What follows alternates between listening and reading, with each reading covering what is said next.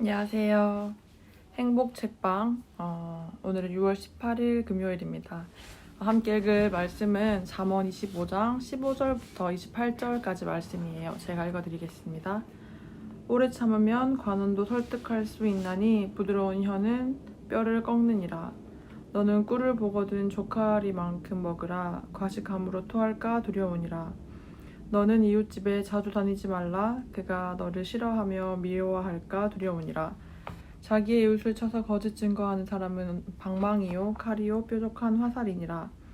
환난 날에 진실하지 못한 자를 의뢰하는 것은 부러진 이와 위골된 발 같으니라. 마음이 상한 자에게 노래하는 것은 추운 날에 옷을 벗음 같고 소다 위에 식초를 부음 같으니라. 내 원수가 배고파하거든 음식을 먹이고 목말라 하거든 물을 마시게 하라.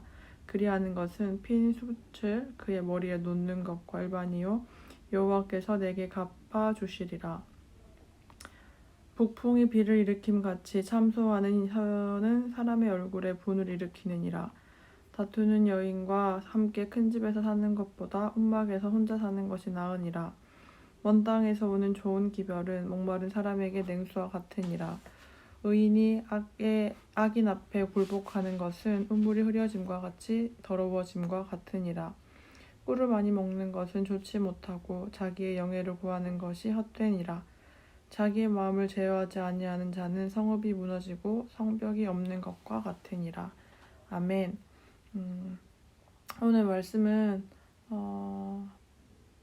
마음을 제어하는 방법에 대해서 한번 나눠보도록 하겠습니다.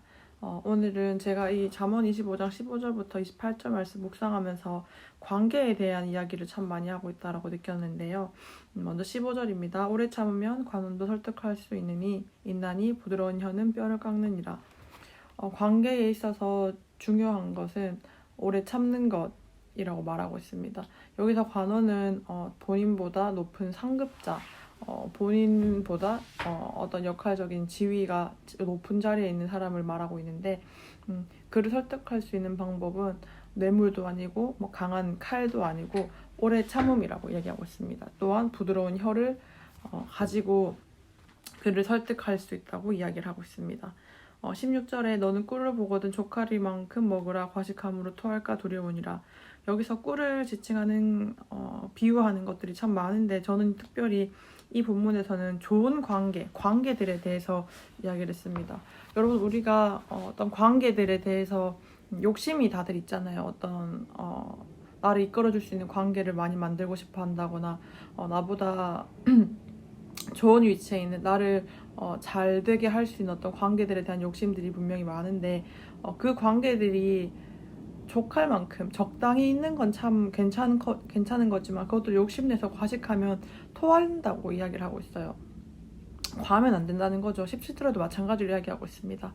너는 이웃집에 자주 다니지 말라. 그가 너를 싫어하며 미워할까 두려워하니라. 이웃집에 가면 이웃이 당연히 처음에는 반겨주고 뭐 밥 먹을래 간식 먹을래 막 이렇게 챙겨주잖아요. 지금 시대도 그런데 이 성경이 쓰여질 당시에는 외부인들 이렇게 누군가를 집으로 초청해서 접대하는 문화들이 굉장히 많았던 그런 것들이 잘 되어 있던 시기였는데 그 이웃집에도 한두 번 가는 건 굉장히 반겨하고 또 좋아하지만 그 집에 자주 다니면 그가 너를 싫어할까 미워할까 두려워한다고 이야기합니다. 마찬가지로 과하면 안 된다라는 이야기를 계속하고 있죠. 이어지는 18절부터도 그렇게 쭉 이어집니다. 어떻게 관계를 하면 좋을지 사람과의 관계에 대해서 이야기를 하고 있는데 21절 보면은 내 원수가 배고파하거든 음식을 먹이고 목말라 하거든 물을 마시게 하라라고 이야기합니다. 보통 원수에 대해서 우리가 적대하는 마음을 가지고 원수가 배고파하고 목말라 하면은 굉장히 이렇게 잘 됐다 이렇게 생각을 하잖아요. 근데 그렇게 하지 말고 내 원수가 배고파하면 음식을 먹이고 목말라 하면 물을 마시라고 합니다. 이 나그네법에서도 그런 얘기들이 있잖아요. 그렇게 할 때 여호와께서 우리를 갚아주신다고 22절이 이야기를 하고 있습니다. 이어진 23절부터는 말에 대한 이야기들이 계속 나오거든요. 참소하는 혀는 사람의 얼굴에 분을 일으킨다.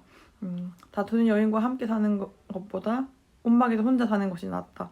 이렇게 그 사람의 행실에 대해서 어떻게 살아가면 좋을지 또 어떤 사람이 우리와 함께하는 것이 더 유익한지에 대해서 이야기를 하고 있습니다. 25절에는 먼 땅에서 오는 좋은 기별은 목마른 사람에게 냉수와 같다고 이야기합니다. 마찬가지로 우리가 전해지는 이 모든 이야기들도 목마른 사람에게 냉수와 같은 그 시원함을 가지는 말이어야 합니다. 그런데 의인이 악인 앞에 굴복하는 것은 우물이 흐려짐과 샘이 더러워짐과 같다고 이야기해요.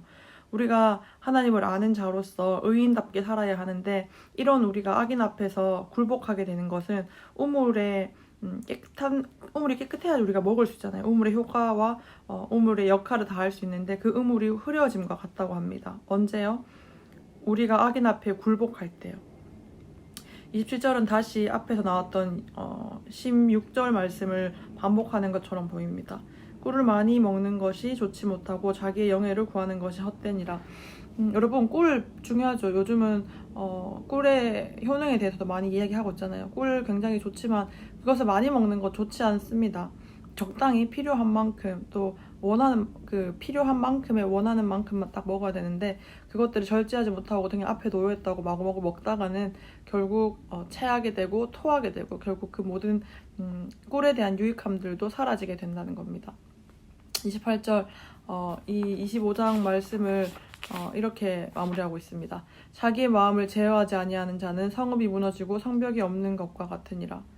우리의 마음을 제어하는 것이 중요하다고 이야기합니다. 우리 마음을 어떻게 제어할 수 있나요? 우리가 하나님 중심으로 돌아갈 때, 우리가 하나님께 집중할 때 우리의 마음이 제어되어집니다. 사람은 사실 스스로 제어할 수 있는 능력이 없어요. 이렇게 말하는 저도 마찬가지고요. 그렇기 때문에 우리가 말씀을 읽고 기도하며 매 순간순간 하나님의 살아계심을 의식하고 그렇게 의지하며 살아내야 합니다. 그렇게 살아낼 때 하나님께서 이 모든 관계들을 풀어주실 거예요. 인간의 힘으로, 인간의 생각으로, 인간의 좁은 식견으로 어떤 관계들에 대해서 얽매여 있고 그 관계들을 다 유지하려고 혼자 애쓰고 혼자 이렇게 자신만의 생각으로 해봐야 그 모든 것들이 과해지면 결국은 토하는 꿀과 같은 관계가 되기 때문에 우리가 우리의 힘으로 그것들을 의지하려고 하는 것이 아니라 우리의 마음을 하나님께 드리고 하나님의 중심을 두었을 때 우리의 마음이 제어되어질 때 그때 이 모든 관계들이 잘 풀려질 줄 믿습니다. 함께 오늘도 하나님 중심의 삶으로 우리의 마음을 하나님께 드리고 하나님께서 제어하는 이 마음으로 살아낼 수 있기를 간절히 소망하겠습니다. 기도할게요. 하나님 감사합니다. 몸에 너무 좋지만 많이 먹으면 과하면 안 되는 꿀처럼 하나님 우리 주변에 있는 모든 관계들도 역시나 그러합니다. 하나님 우리가 이러한 사람과의 관계에 집중하고 신경 쓰는 것이 아니라 하나님 중심으로 살아갈 수 있도록 도와주시고 우리 마음 안에 하나님을 바라보는 마음들이 더 커질 수 있도록 도와주시옵소서. 그렇게 우리의 마음을 제어할 때 이 모든 것들 하나님께서 풀어내실 줄 믿습니다. 오늘 하루도 그렇게 살길 소망합니다. 사랑합니다. 감사합니다. 예수님 이름으로 기도드립니다. 아멘.